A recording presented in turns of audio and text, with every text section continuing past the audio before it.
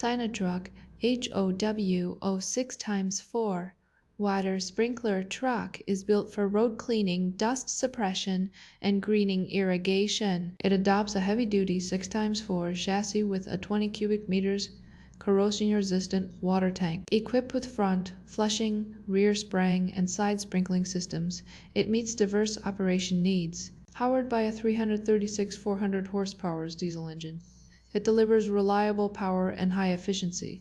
The cab features air conditioning for comfort. With a high-flow water pump, it supports self-priming and fast water discharge, ideal for urban roads, construction sites, and landscaping. It offers stable performance and easy maintenance.